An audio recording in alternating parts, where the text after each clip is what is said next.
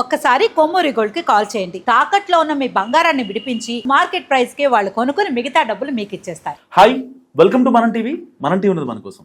So YCP నేతల మీద ఈగ వాలినా సరే ప్రెస్ మీట్ పెట్టే జగన్మోహన్ రెడ్డి గారు నిండు సభలో కల్తీ నెయ్యి గురించి అంత మాట్లాడినా, రిపోర్టులు చూపించినా, ఇటు సీఎం కావచ్చు, డిప్యూటీ సీఎం కావచ్చు, మంత్రులు కావచ్చు, ఎంత రప్చర్ జరిగితే కనీసం ఒక్క మాట అంటే ఒక్క మాట కూడా మాట్లాడలేదు జగన్మోహన్ రెడ్డి గారు లడ్డు గురించి. ఎందుకు మాట్లాడలేదు అంటే తెలుసుకుందాం. మనతో పాటు జాయిన్ అయ్యారు పొలిటికల్ అనలిస్ట్ కొత్త రవీంద్రబాబు గారు. నమస్కారం అండి. నమస్తే. ఏం సార్, జగన్మోహన్ రెడ్డి గారు లడ్డు గురించి అంబటి అరెస్ట్ అప్పుడో లేకపోతే ఇంకోటప్పుడో మాట్లాడతారు తప్ప ఇంత పెద్ద ఎత్తున జరుగుతుంది, మరి ప్రజలకు చెప్పాలి, నేను జరిగింది కన్వే చేయాలి అనే సాహసం ఎందుకు చేయలేకపోయారంటారు? ఇప్పుడు పవిత్రమైన తిరుమల తిరుపతి లడ్డు ప్రసాదంలో ఆర్టిఫిషియల్లీ క్రియేటెడ్ మ్యానుఫ్యాక్చర్డ్ కెమికల్ వాడారు అనేది ప్రూవ్ అయింది. It is proved beyond doubt by the investigation agency. దాన్ని ప్రజల్లోకి తీసుకెళ్లటంలో భాగంగా ఎన్డీఏ ప్రభుత్వం వారు దేవాలయం లాంటి శాసనసభలో డీటెయిల్స్ అన్ని వివరించి చెప్పారు. సిట్ రిపోర్ట్ను కూడా ప్రాచుర్యంలోకి తీసుకొచ్చారు. అయితే ప్రజలకు అర్థమైంది, అందరికీ అర్థమైంది, అందులో జగన్ రెడ్డి గారి కాలంలో ఈ వ్యవహారం జరిగింది అని. ఇది ఒక కుంభకోణం అన్న యాంగిల్లో చూడకూడదు. ఇది 3,500 కోట్ల 1,00,000 కోట్ల అనేది సబ్జెక్ట్ కాదు ఇక్కడ. ఇది ప్రజల మనోభావాలకి సంబంధించిన అంశం నంబర్ 1. నంబర్ 2, గతంలో ఆయన పరిపాలించిన కాలంలో హిందూ దేవాలయాల మీద, హిందూ మతం మీద జరిగిన దాడిలో ఇది ఒక భాగం, కుట్ర కోణం, వ్యవస్థీకృత నేరం. అంత స్ట్రాంగ్గా ప్రజల్లో దీన్ని నమ్ముతున్నారు. ఈ సందర్భంలో వైఎస్ఆర్ కాంగ్రెస్ పార్టీ స్టాండ్ ఏంటి మీకు ఏం తెలుసో కానీ, వాళ్ళ తీసుకున్న డిఫరెంట్ టైమింగ్స్లో డిఫరెంట్ వ్యక్తులు మాట్లాడిన మాటల్ని ఒకసారి విశ్లేషణ చేస్తే, ఫస్ట్ ఏమన్నారు, సిట్ వాళ్ళు మాకు క్లీన్ చిట్ ఇచ్చారు అన్నారు జగన్ రెడ్డి గారితో సహా. ఎక్కడ క్లీన్ చిట్ ఇచ్చారు? సిట్ రిపోర్ట్లో పేజీ నంబర్ 35లో క్లియర్గా జంతు అవశేషాలు ఉన్నాయి ఎన్డీడీబీ రిపోర్ట్లో అని స్పష్టంగా ఇచ్చారు. నంబర్ 1. నంబర్ 2, ఈ నెయ్యిగా చెప్పబడుతున్న కెమికల్స్తో తయారు చేశారు. ఆ కెమికల్స్ ఎక్కడ కొన్నారు? ఆ కొన్న వాళ్ళకి పిఓ ఏది ఇచ్చారు, పర్చేజ్ ఆర్డర్, ఇన్వాయిస్ ఏది ఇచ్చారు, ఎంత అమౌంట్ పే చేశారు, ఎవరు పే చేశారు, పేమెంట్ ఎక్కడి నుంచి వెళ్ళింది, అది సప్లై ఎక్కడి నుంచి జరిగింది, అరిస్టో కెమికల్స్ దగ్గర నుంచి జరిగింది. ఫర్ ఎగ్జాంపుల్, అన్నిటికంటే బాధాకరమైన విషయం, జుగుత్సాకరమైన విషయం, లడ్డు ప్రసాదం నెయ్యిలో లప్సా అనే టాయిలెట్స్ క్లీనింగ్ వాడే కెమికల్ని వాడారు. ఇది పరాకాష్ట, linear alkyl benzene sulphonic acid. అంటే ఆ స్థాయిలో వాడినట్టుగా సాక్ష్యాధారాలతో సహా supporting technical documentary evidences SIT వాళ్ళు సబ్మిట్ చేశారు.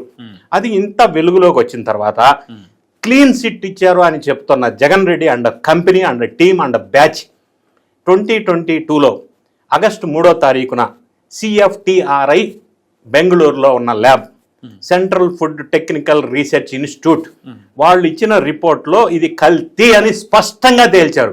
ఆ రిపోర్ట్ని ఎందుకు తొక్కి పట్టారు? ఆ రిపోర్ట్ వచ్చిన తర్వాత ఏమి కరెక్టివ్ మెజర్స్ తీసుకున్నారు?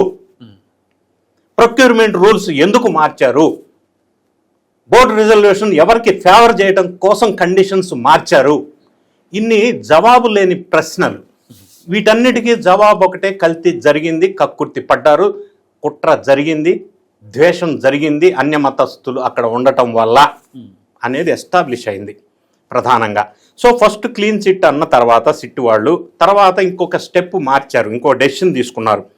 ఆ పార్టీకి సంబంధించిన అప్పట్లో తిరుమల తిరుపతి దేవస్థానం చైర్మన్గా చేసిన వైవి సుబ్బారెడ్డి నేషనల్ ఛానల్స్లో మాట్లాడుతూ కల్తీ జరిగిన మాట వాస్తవం, it is established some chemicals was used అని చెప్పాడు. ఆయన ఇంగ్లీష్లో వాడారు, కల్తీ జరిగింది అని చెప్పాడు. కానీ జంతువుల అవశేషాలు లేవు కదా అన్నాడు. అంటే కల్తీని యాక్సెప్ట్ చేశాడు. బొమ్మన కరుణాకర్ రెడ్డి గారు ఒక సందర్భంలో అసలు కల్తీయే జరగలేదు అన్నాడు. తర్వాత మళ్ళీ ఆయన కూడా కల్తీ జరిగిన మాట వాస్తవమే, అది మా హయాంలో కాదు, చంద్రబాబు నాయుడు గారి హయాంలో జరిగింది అన్నాడు. మరి జరిగిందంటారా, జరగలేదంటారా? రకరకాల భిన్న స్వరాలు, భిన్న వ్యక్తులు ఒక కన్ఫ్యూజన్లో ఉన్నారు, ఎలా బయటికి రావాలా దీని నుంచి అని.